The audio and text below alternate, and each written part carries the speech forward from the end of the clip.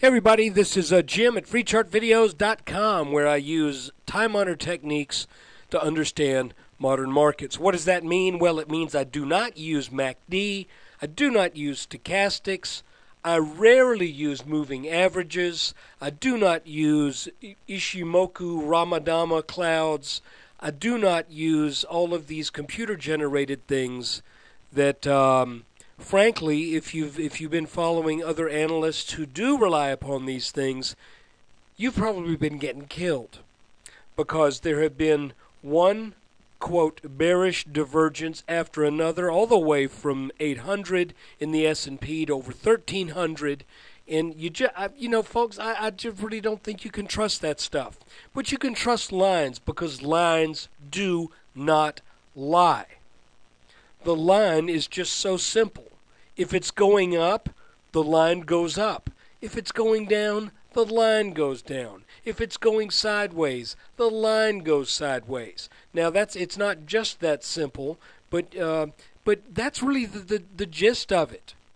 There's nothing hidden in the chart when you use good old-fashioned chart technical analysis.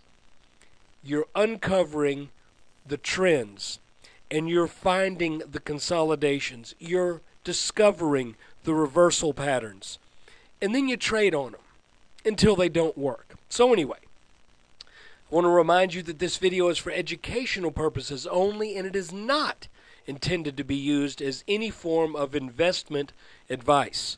I can draw lines on charts, but you have to draw your own conclusions from your own due diligence and make investment decisions that are suitable for your personal financial situation. I am not a licensed professional. And if I was, I still wouldn't feel good about telling you what to do with your money. I tell you what I think the chart says, but you've got to decide what to do with your money, because all stock trading is risky. These charts and data are provided courtesy of freestockcharts.com, and let's take a look at the S&P. Okay, we're looking at a 10-minute chart. You can see that, excuse me, let's back out. Let's start with a 30-minute chart. This was the high that we had since the low down around 666. This was over 1340. Low 1340s, good enough for me. After we hit this, we entered into what appeared to be a kind of a triangle, either a consolidation for a renewed uptrend, or for a reversal. I'm just going to get rid of this line because it's getting wonky on me. And it turned out to be a reversal. There's the breakout, breakdown from the pattern, a little pullback, another little pullback, then the pattern went down. Now, has this pattern fulfilled the minimum expected downside target? There it is. We measure the height of the pattern from the first reactive move. There's our measuring stick. We put it on the point of the breakdown. This is where that line is derived. And yes, this pattern made its minimum target. And it did so in something of a channel here, which now we'll look at on a 15-minute chart. This channel then developed what appeared to me to be an inverse head and shoulders, the measuring of which is, for its minimum expected move, takes it to the mid-1320s. We're not there yet. Now here's where it gets interesting.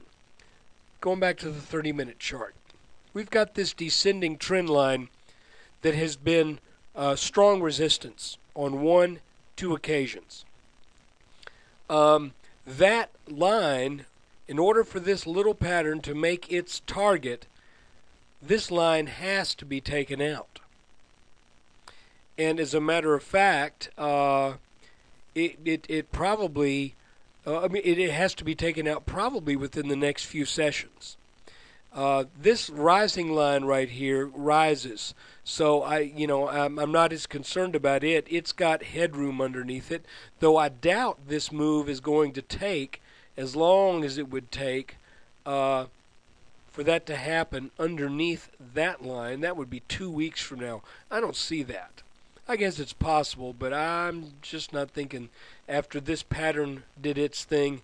I don't think the market's going to dilly-dally that long and hang around this area for that much time. But we also had this green line that was resistance, and you can see that it bounced back from that, but then that got taken out pretty easily. We have already had a pullback to this neckline, so there's no technical, what's the word I'm looking for? There's no technical expectation at this point that we come back for another test on this line because we've already tested it. So, look, here's what I think is going to happen. I think the markets are going to go up or down, and I think these lines are going to stay on my chart. In other words, tomorrow it wouldn't be surprising if we bounce down off of this because this is a technically important line. However, knowing what we know about this little pattern here, if it's going to fulfill its minimum expectation, this has to break. So we got two competing forces. We've got this resistance and we've got this little charged pattern underneath us that says we get over that line and we get to roughly 1324, 1326. So let me show you one more thing in the S&P. If we take a line, which I'm highlighting right here, and we put it over the last two peaks here that we hit before we corrected down a little bit in November, and here before we corrected down for the next month and a half, or a little bit, about 5.5 weeks. Okay, look at that line. Now I'm going to create a parallel line. I'm going to put it down to roughly these lows. You can see that where we bounced was roughly parallel. So let's see if maybe we may be in a newly defined parallel channel coming out of this decent-sized inverted head and shoulders pattern. You can see how the markets are really liking to make these patterns. We've got this one that formed over roughly 4 months. If we go to a 2-day chart, you'll see we had a huge one that marked the bottom of the market, the bottom of the bear market. There's that one. Here's this one. And then we've had a little tiny one. And, I'm wondering if by the time this is all said and done, and I'm just wondering out loud, if maybe what we end up with is another head and shoulders pattern where maybe this is the left shoulder, this is the head, maybe we get up here, then we come back down for a back test, making the right shoulder, and then that sets us up for a move to the high 1300s. Hey, stranger things have happened. I will remind you that the S&P has achieved the minimum target from that very large inverse head and shoulders that I showed you back at the bottom of the bear market. That pointed to 1340 to 1350. We made that right here about 20 months after that pattern broke out. And but that doesn't mean that's all the market has. It could be that this market is going to go back and even retest the S&P all-time highs, potentially even exceeding them by a bit. So, I want to encourage you, and I want to challenge you to do something here. A lot of people who are posting on the forum at freechartvideos.com are saying, how can this market continue to go up? Because the economic situation is so dire, so severe. Well, let me ask you this. What business did the markets have reversing in early March of 2009, when we thought that all of the United States banks were going to fail and be taken over, be completely government-owned. Do you remember that? In March of 2009, there was a feeling, a thick negativism to the markets, that all of the U.S. auto manufacturers were going bankrupt, that the major U.S. banks, J.P. Morgan, Goldman Sachs, Bank of America, Wells Fargo, that all of these banks were just, well, not, you know what I'm saying, not Goldman Sachs so much, but I'm talking about the consumer banks, the banks with the bad paper, the banks with the toxic assets, the banks that took TARP, Citibank, that all of these banks were going to go totally belly up. And people were waiting for a run on them. You get the picture. How could that be the genesis, the fertile ground for the markets taking root and saying, now it's time to go up? You've got to understand the psychology of markets. The markets go up when people are still worried.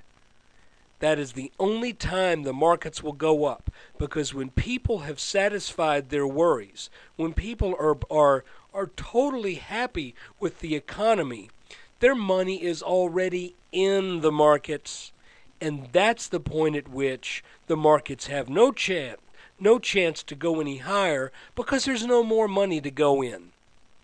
That's when they top and go down.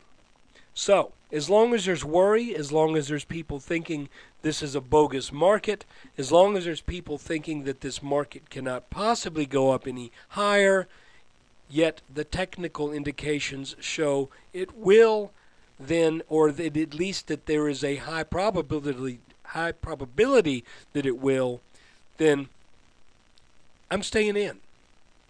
So anyway, we'll be in and out as we see these patterns develop. But as far as buying the dips, I still think, as scary as this one was, and the fact that I did go get a lot of cash in here, then, and even on this breakdown here and on pullback, the fact of the matter is, this was a dip that should have been bought.